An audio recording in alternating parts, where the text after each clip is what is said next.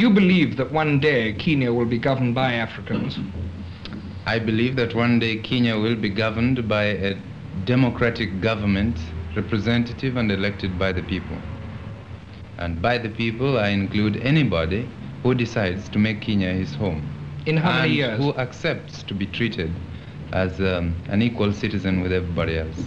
Mwikaze rero wowe tugiye kubana muri uyu mwanya rero ndabasuje ndizera ko mumeze neza aho muri hose Imana ikibarinze kandi mbahana none bifuriza kugira ukwezi kwa gatatu kwiza werurwe izababere ukwezi kurimo ibyishimo kurimo umunezero kurimo ubutsinzi abataratangira neza 2020 ndabifuriza kugira ngo imiryango izabafungukire kandi ibyo mwifuza kugeraho bizaborohere.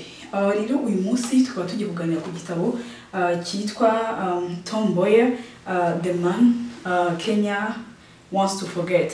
Akaba rero ari igitabo, akaba ari biography yanditswe n'undi muntu bavuga kuri Tom Mboya. Tom Mboya rero akaba ari umugabo wavukiye muri Kenya, ni wa mugabo Sauti Sol yaririmbye. Uendaka wa Tom Mboya, uendaka warudisha. Kunavuga rero tukaba tugiye kuganira ku mugabo witwa Tom Mboya, akaba yaravukiye muri Kenya. Reka rero ngo ikaze kuri urubuga nitwa Bukize Pascal, nizere ko uri buryoherwe ndetse ukanamererwa neza. Rero Tom Mboya akaba ari umugabo wavukiye muri Kenya mu 1930, akaba yaravutse ku itariki ya 15 z'ukwezi kwa munani. Akaba yaravukire rero ahantu mu cyaro muri Kenya.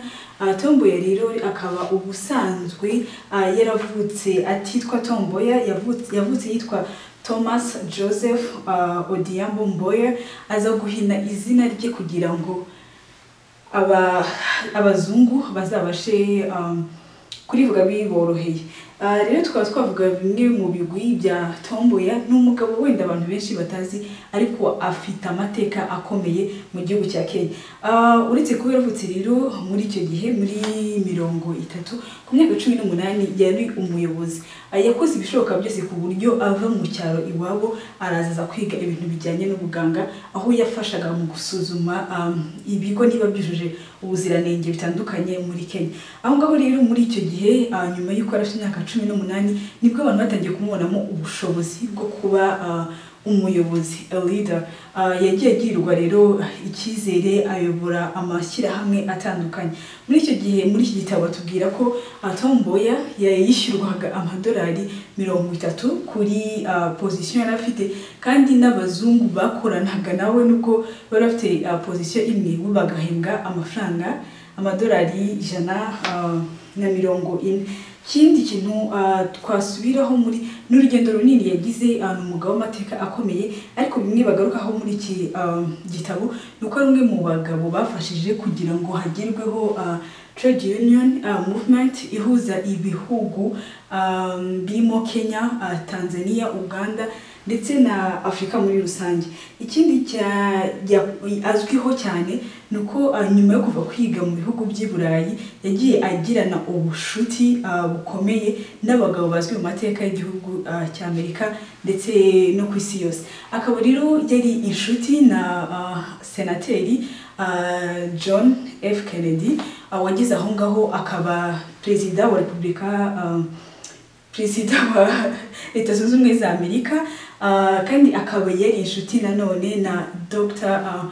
Martin Luther King Jr. Bakaba barafatanyije mu gihe Martin yararimo ararwanya ibijyanye n'ivangura ruhu muri Amerika. Akaba rero bari kumwe mu maralizi yagiye akora, akaba yaramubaye hafi.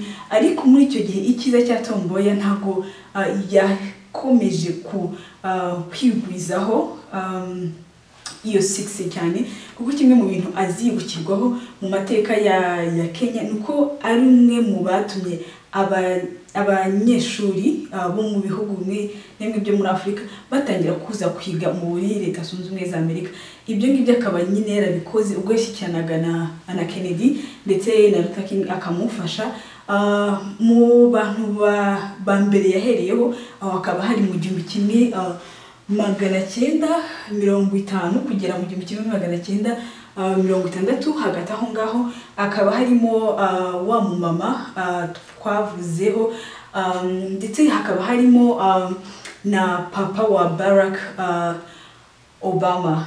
Rero iyo Tom Mboya atohereza papa Obama muri Leta Zunze Ubumwe za Amerika ntago barabonye impano ya Barack. Ikindi kintu namuvugaho nuko yabaye ministre akaba yarakoranye n'abagabo n'ubu ngubu bazwi harimo Mwai Kibaki. Rero ikindi yabaye ministre yego wa ministeri zigera kuri 2 hakaba harimo na ministre y'ubukungu. Akaba ari umugabo rero wishwe arashwe akaba hari mu 1969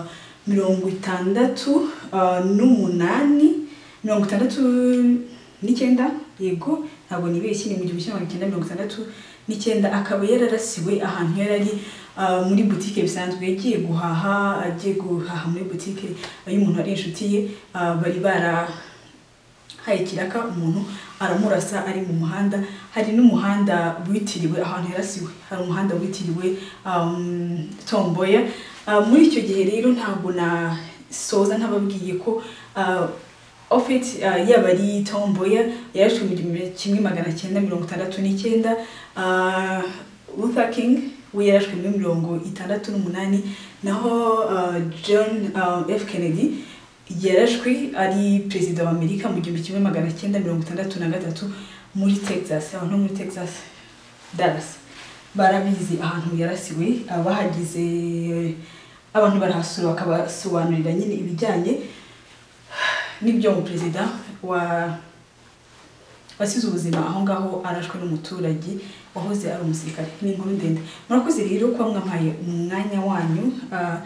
Ushobora gusoma ibindi kuri Tom Mboya online cyangwa se ukagura igitabo nk'iki ukiyemfoma. Mwakoze cyane, ariko mbere y'uko rero mbasezera ntabwo nagenda ntavuze ni ukwezi kwiza, umunsi mwiza ku bari n'abategarugori. Ntekereza ko rimwe na rimwe abantu baconfusinga kuba abagore bashaka uburinganire cyangwa se guharanira uburenganzira bwabo no kuba ari ugushaka kwigira abantu badashobotse. Oya, ngiye kuntu mbyumva nuko abagore bashobora running the world, bashobora gukina, bashobora guchallenginga abagabo, bashobora kubamo abaperezida b'ibihugu bitandukanye, bashobora still kubyara, bashobora guchallenginga abagabo babo kandi still bakaba submissive. Ntago icyo abagore bagambiriye cyane mu kwizihiza cyangwa se mu kwibuka, at least ndavuga ku ruhare rwanjye mu kwibuka nyine uburinganire cyangwa amahirwe duhabwa ku bintu byose muri institution zose. Ntago ari kugira ngo turwane n'abagabo, ntago ari competition, ahubwo ni complementarity.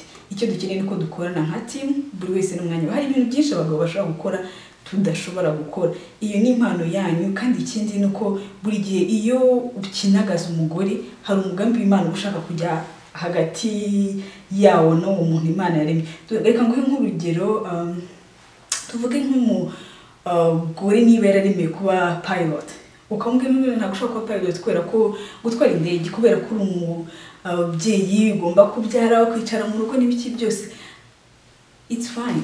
Ashobora gukomeza akaba pilot kandi akaba n'umugore wawe. Mugire ibihe byiza rero, naho utaha. Ngiye nitwa Bukize, Imana ibarinde. Bye.